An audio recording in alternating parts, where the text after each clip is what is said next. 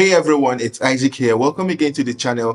Please make sure you are subscribed so you don't miss any of the tips that I have for you. So today we are diving into something super important, and that is money habits. Yes, it's those little things we do every day that keeps us broke and in an endless cycle of poverty unless we do something about it. Have you ever been in a situation where one moment you have thousands in your bank account and the next moment you are asking where did all that money go to? Or maybe you've been eyeing a financial goal like increasing your income from 5 figures to 6 figures and 6 figures to 7 or 8 figures, but it's just like that goal is impossible to achieve. I'm sure you can relate. We've all been there. So stick around because this is not your average financial talk. It's real, it's relatable, and it's about becoming aware of how you handle money and what you can do to improve it. Are you ready? Let's roll. 8 money habits that can keep you poor forever. Habit number 1 is living beyond your means. This is pretty straightforward. It means spending more money than you actually earn or when you go above and beyond your budget. Let's say you have a budget of about 50,000 naira that you have set apart for non-essentials this month, but you end up spending 100,000 naira maybe on the latest gadget, dining out, or treating yourself to a mini shopping spree. That's living beyond your means. Now, what happens when you consistently live beyond your means? It jeopardizes your financial security. You could become a chronic debtor until your friends become tired of giving you money. You get stressed out or anxious every time a bill arrives, which can lead to depression. I'm not saying you should not have fun or become stingy to yourself. I'm just saying that you should make sure that your spending aligns with the money that's coming in. Living within your means is not about deprivation. It's about creating financial stability and stress-free relationship with your money, which leads us to habit number 2. Lack of budgeting. Budgeting is simply ensuring you know where your money is going and most importantly where it should be going. It's like having a GPS for your finances and giving your money a roadmap. You might say something like, oh, I budget all my funds all the time, but doesn't work. I end up spending more. Well, that's because you are doing it the wrong way. You probably always underestimate or forget about occasional expenses, or you set a budget and completely forget about it. Your budget might be as tight as a ship, but forgetting those occasional expenses like car maintenance or birthday gifts can sink your financial plans or throw you off balance. Creating a budget is not difficult. Start by jotting down your income, list your bills, groceries, charity, or those you want to gift cash to, plus fun stuff like maybe a weekend hangout, and allocate funds to each category. The whole idea of this is to track your spending, to know where your money is going, prioritize needs over wants, and most importantly, embrace the art of saying no to unnecessary expenses. And finally, stick to the plan. This is where many people miss it when they say budgeting doesn't work for them. And habit number 3 is neglecting savings. Saving money is like having a safety net that rescues you when unexpected expenses or opportunities come knocking. We all know the importance of saving money, yet we don't do it. There are some who believe that saving is only for the wealthy, which is not true. For others, it's usually due to the common excuses of I will start saving when I make more money, or they procrastinate by saying I will start saving next month, and next month never comes. To make it easy for you to start saving, you can set a goal. Saving is more exciting when you are working towards something. It could be a vacation, an emergency fund, or that shiny gadget you have always been eyeing. You can also use third-party financial applications to set up automatic transfers once you receive money into your bank account. Start small, stay consistent, and watch that savings grow. Saving can bring you financial peace of mind and can also lead to financial security and freedom when you do it the right way. Habit number 4 is fear of investing. Let's face it, investing can be intimidating most of the time, and that's a result of the fear of losing money and fear of not understanding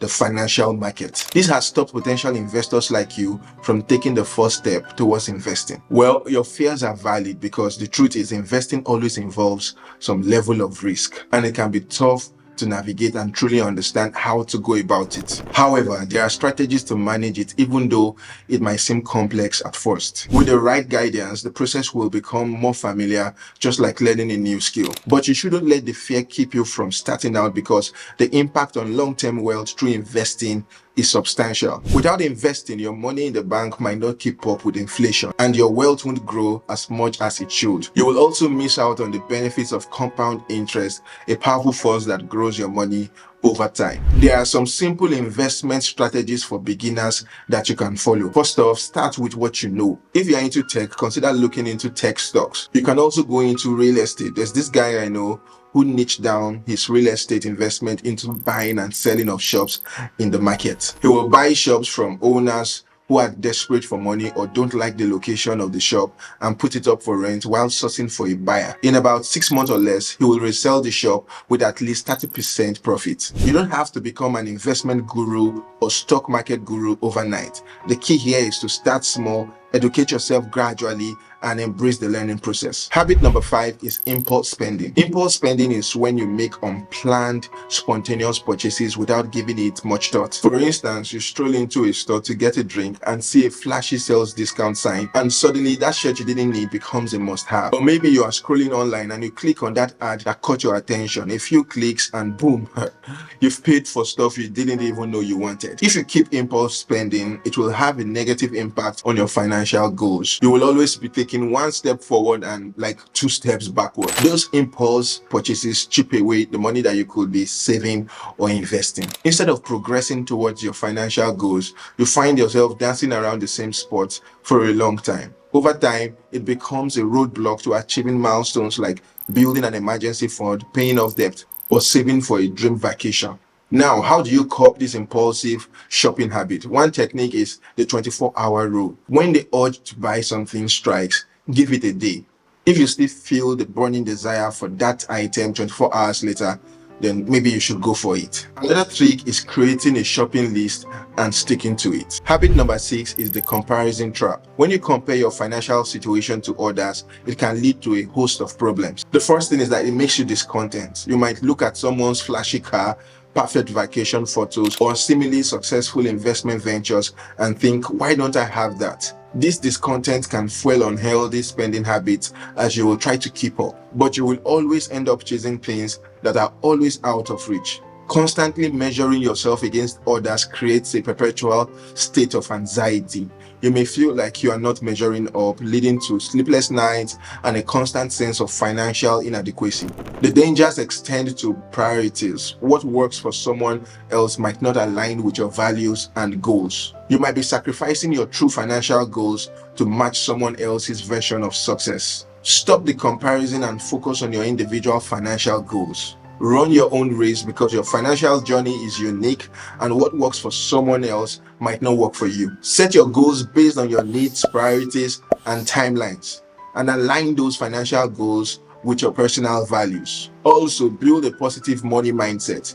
Wealth is not about having stacks of cash. It's about your attitude toward money. Celebrate your financial wins no matter how small. Shift your focus from what you lack to what you've achieved. A positive money mindset can turn financial challenges into opportunities for growth in your progress. Habit number 7 is lack of financial education. Financial literacy is not about having a degree in finance. It's about understanding the basics of managing money. It's your toolkit for navigating the complex world of personal finance, from budgeting to investing and everything in between. Some common misconceptions about money have kept so many people from getting even the most basic financial literacy. They say things like money is the root of all evil, and that's like saying water causes drowning. Money is a tool and it's how you use it that matters. Some others will say I'm not good with numbers, so I can't handle finances. These are all false. Financial literacy is about concepts, behaviors, and making informed decisions. It's got little or nothing to do with complex calculations. There's a wealth of resources online and offline that you can use to level up your financial knowledge. Books like The Millionaire Next Door and Rich Dad Poor Dad are financial guidebooks that you can learn from. Improving financial education isn't about cramming, it's about gradual learning.